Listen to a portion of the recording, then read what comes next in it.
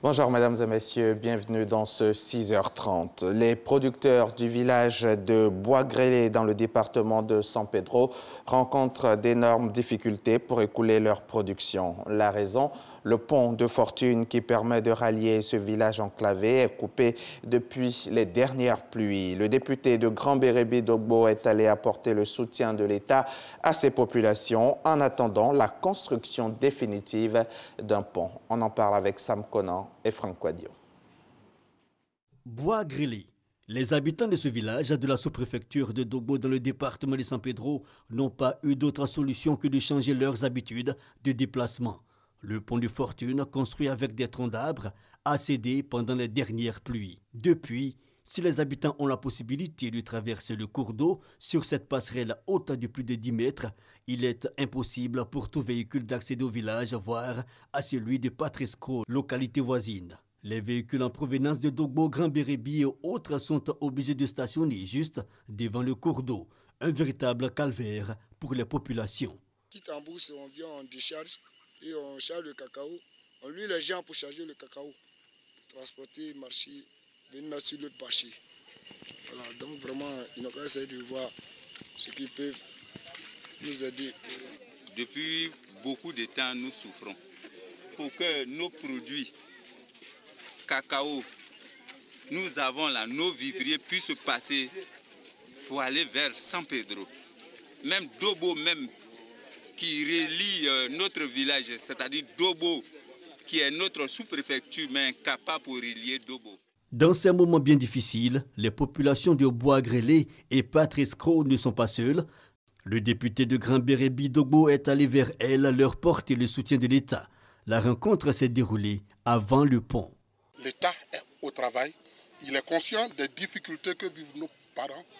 Mais aujourd'hui aussi, nous devons nous prendre en charge en attendant que l'État même vienne nous aider en construisant un pont définitif. En attendant l'action de l'État, les habitants du village de Bois-Grélé ont décidé de lever une cotisation pour une solution alternative. Nous avons décidé de cotiser en attendant que l'État vienne pour faire un petit pont local.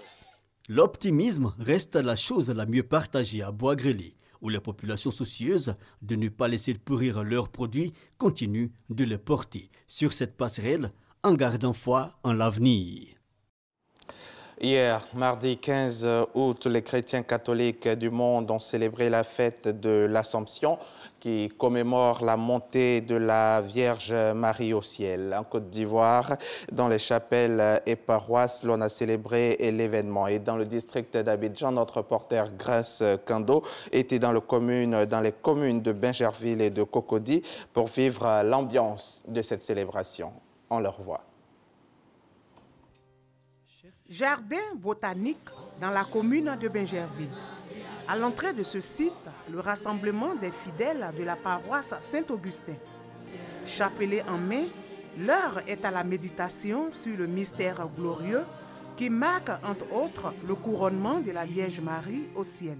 Nous voulons reconnaître que Marie est la reine du ciel et nous lui demandons d'intercéder auprès de son Fils pour nous bénir en ce jour. Il faut qu'elle transforme nos difficultés en joie, pour que le monde sache que nous sommes les enfants de Marie et que tous ceux qui ne la connaissent pas, en nous voyant rayonner, puissent venir à elle. Après le chapelet, s'en est suivi la procession mariale dans les rues de la commune. Ce, à l'occasion de la célébration de l'Assomption qui marque l'élévation de la Vierge Marie au ciel. Une messe d'action de grâce pour témoigner des bienfaits de Marie. La dévotion à la Vierge n'est qu'une manière pour nous de passer par Marie pour atteindre son Fils Jésus-Christ.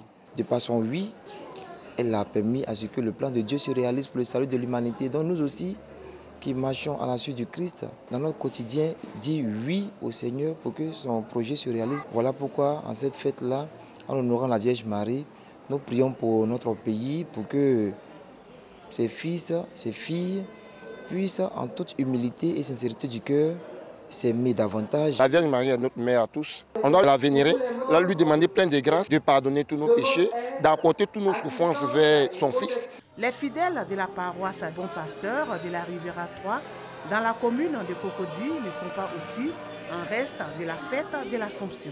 Prières et louanges étaient au menu de la célébration. Jésus a fait son premier miracle à la demande de sa maman, aux noces de Cana. Il a transformé l'eau en vin. Et le dernier point qui a fait que je m'attache à la Vierge, c'est que Jésus sur la croix, avant de mourir, a confié sa mère à Jean. C'est pour dire que Marie représente beaucoup et tout pour Jésus. Et comme moi j'aime Jésus, j'aime sa mère. La porte du paradis s'est ouverte à Marie. C'est pourquoi l'Église invite les fidèles à cultiver les vertus d'amour, d'humilité et de bonté. À Boaké aussi, l'on a célébré l'Assomption. Direction tout de suite sur place avec le reportage de nos confrères de RTI Boaké, Soro Corona et Kwadio Kwame. Procession avec la statue de la Vierge Marie.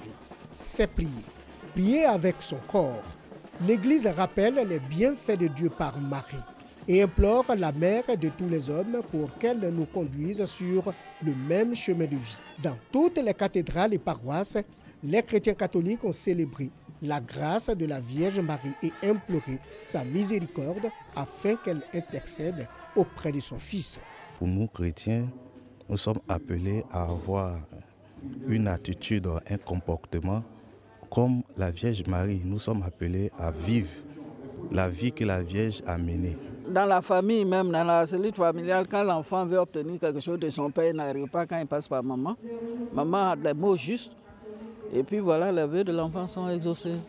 C'est la même chose pour la Vierge Marie. Cette femme-là fait beaucoup pour nous.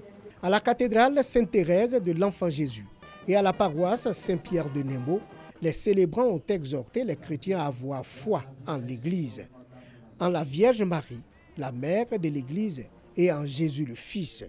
Pour eux, l'Assomption met en valeur une dimension essentielle de la foi chrétienne.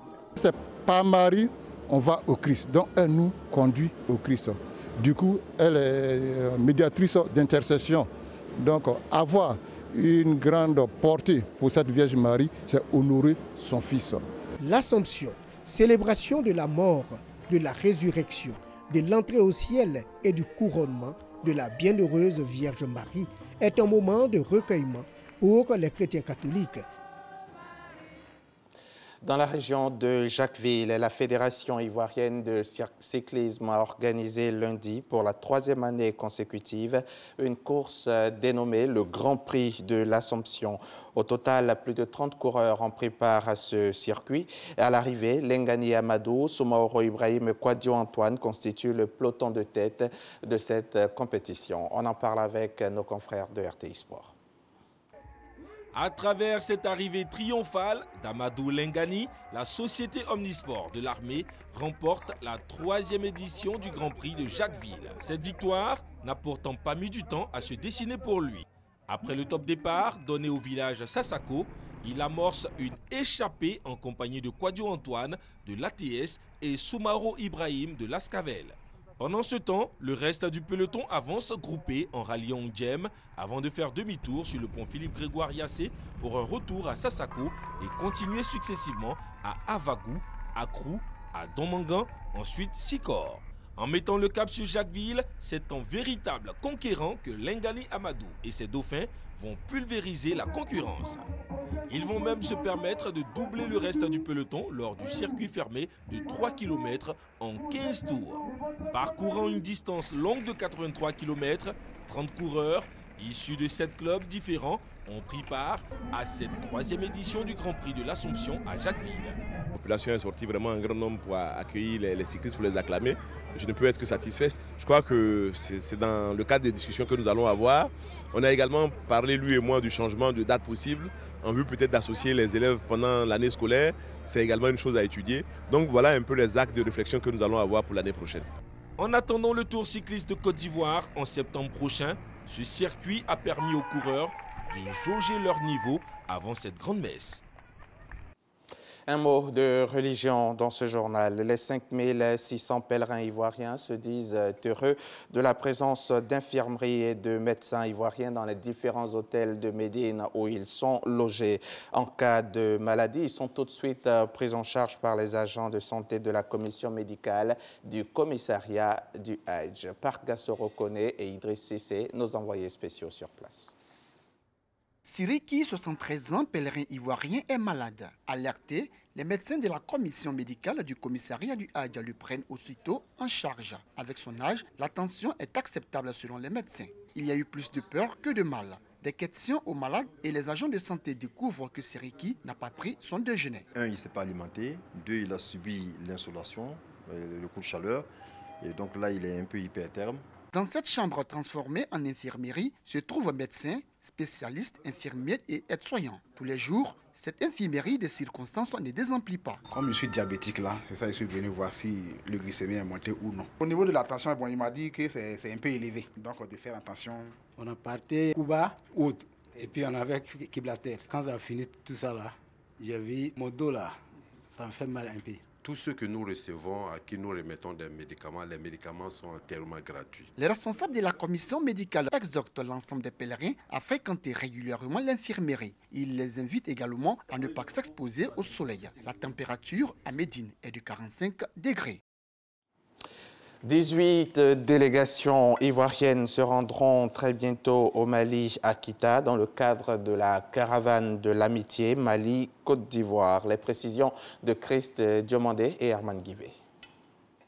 Favoriser les visites et les découvertes du patrimoine historique du pays, susciter un cadre d'échange, de bonnes pratiques et de partage d'expériences en matière de fonctionnement du Conseil national des jeunes et d'une vie associative. Voici les objectifs principaux de la caravane de l'amitié Mali-Côte d'Ivoire, une initiative du ministère de la Promotion de la Jeunesse, de l'Emploi des Jeunes et du Service civique en vue de relancer les échanges entre jeunes de la Côte d'Ivoire et du Mali.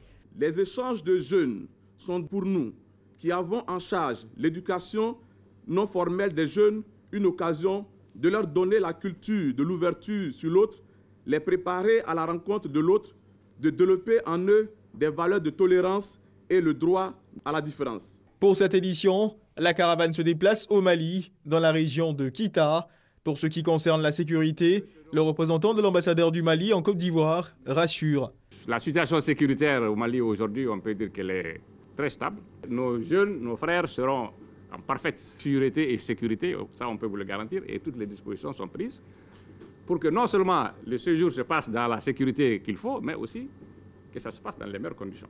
Ce sont au total 18 délégations ivoiriennes qui se rendront à Kita, au Mali, ville historique du Mandingue, située à 120 km de Bamako, du 14 au 20 août 2017. L'actualité internationale, en bref, 48 heures après les attaques terroristes qui ont endeuillé le Burkina Faso et le Mali, le Conseil de sécurité de l'ONU a souligné hier mardi l'urgence de déployer la force antiterroriste du G5 Sahel dans les zones transfrontalières. L'ONU avait voté à l'unanimité une résolution le 21 juillet dernier, saluant l'initiative des 5 pays du Sahel. Mais si tout le pays s'accorde, si tout le monde s'accorde sur l'importance politique d'une telle force, les financements, eux, restent encore très insuffisants pour que le G5 Sahel devienne pleinement opérationnel. Il n'est resté en fonction que 2 mois et demi. En Algérie, le Premier ministre a été démis de ses fonctions hier mardi. C'est un communiqué de la présidence de la République qu'il a annoncé. Abdelmadjid Tebboune est remplacé par Ahmed Ouyahia, un proche de la présidence, un homme fort du régime. Mais cette destitution intervient alors que le Premier ministre tentait de réduire l'emprise des importations sur l'économie. Mokhtar Robo, l'ancien numéro 2 du mouvement extrémiste Chebab somalien, a annoncé officiellement hier mardi à Mogadiscio sa défection du mouvement. Il a été transféré lundi vers la capitale fédérale après s'être rendu aux autorités dimanche dans le sud-ouest du pays. Des mesures de sécurité renforcées ont accompagné son arrivée à Mogadiscio. Au Kenya, on attend toujours la décision de Raila Odinga, le chef de la coalition de l'opposition NASA, depuis l'annonce des résultats officiels qui donnent Uhuru Kenyatta vainqueur de l'élection présidentielle avec plus de 54% des voix. L'opposition campe sur ses positions, assurant que les élections ont été volées par le gouvernement. Et puis, pour terminer, cette fois-ci, c'est la guerre. La guerre est vraiment finie en Colombie. C'est ce qu'a déclaré en tout cas le président Juan Manuel Santos à Pondores ce mardi 15 août 2017 dans le département de la Guajira dans le nord du pays. L'ONU venait de fermer et d'embarquer le dernier conteneur d'armes des FARC. Depuis 6 mois, les quelques 7000 guerrilleros des FARC sont regroupés dans 26 zones disséminées dans le pays. L'ONU a supervisé le cessez-le-feu et le processus de désarmement. C'est la fin de ce journal. Bonne journée de mercredi en notre compagnie.